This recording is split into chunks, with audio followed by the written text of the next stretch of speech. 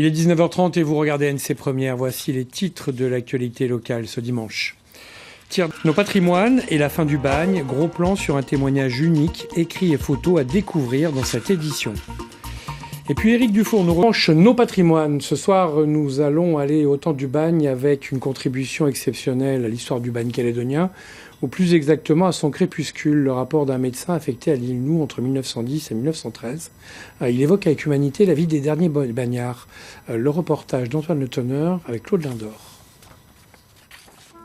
Louis-José Barbanson, le spécialiste de l'histoire du bagne calédonien, est un découvreur. Il a permis l'acquisition par les archives de Nouvelle-Calédonie des rapports du docteur Léon Collin.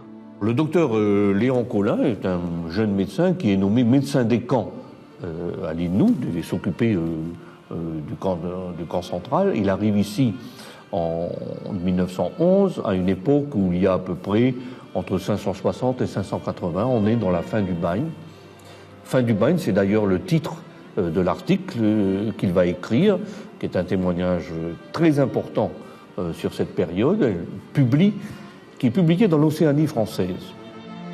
Fin de bagne, où le regard humain mais critique de ce médecin qui a 30 ans lorsqu'il s'embarque avec sa femme pour la Nouvelle-Calédonie. Cette photo souvenir, celle d'un déménagement maritime pour les antipodes, Nouméa, à 45 jours de mer, par le canal de Suez, le débarquement et ses premiers écrits. Nouméa semble aujourd'hui respirer plus librement. Le bagne qui enveloppait la ville n'existe plus. L'air s'en désimprègne peu à peu. L'élément pénal de la Nouvelle-Calédonie se débarrasse de jour en jour comme d'un parasite et presque tout entier enfermé à l'île Nou. En face de Nouméa, il y a cet autre monde, l'exil si proche en s'embarquant dans ce canot major. 20 minutes au rythme d'une douzaine de condamnés aux avirons, les galériens du bagne sont vieux, cassés, mornes. À l'appontement, la découverte des bâtiments et l'installation des Collin dans leur maison pour 3 ans. La jeune Madame Collin fait montre d'un bel esprit d'accommodation. Le séjour sera paisible malgré cette sinistrose de l'agonie du bagne. Léon Collin va bientôt être confronté à la réalité des condamnés. D'abord avec le vieux Jiquel, leur garçon de famille, chef de basse-cour, ancien évadé, 30 ans à Sydney, une dénonciation et l'île Nou, à perpète. Avec Collin, on a des photos d'hommes du bagne, célèbres comme Berezovski ou pas célèbres, mais qui sont des photos qui sont légendées avec leur nom. Et peut-être qu'on est arrivé en début du XXe siècle à une fin de bagne et que les condamnés n'inspirent plus les mêmes craintes, ils sont tous plus âgés. Peut-être qu'on est passé à une autre manière de pouvoir les photographier. Depuis 1897, plus de chair fraîche pour le Moloch bagne. Des bâtiments à moitié désertés, moyenne d'âge 50 ans, la tuberculose, les ulcères, les pneumonies, déchéances physiques accentuées par l'âge, l'alcool, parfois la syphilis et la lèpre.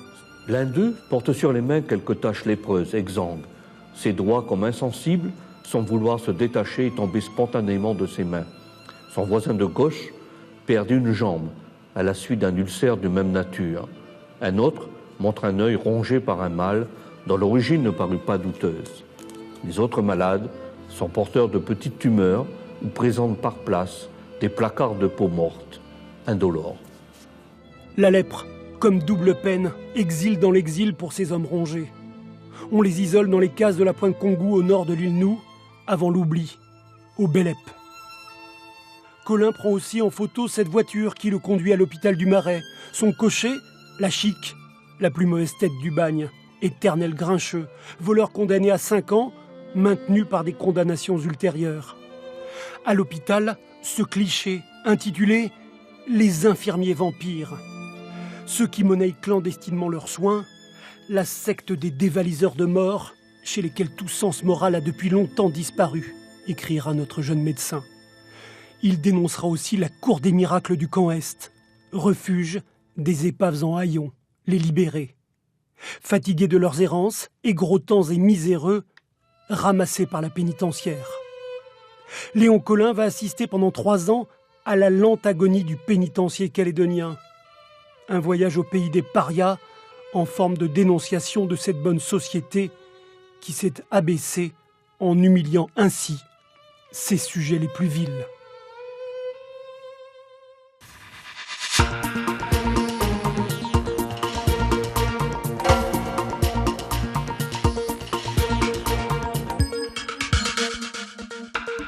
Retrouvez toute l'info sur ncpremière.nc.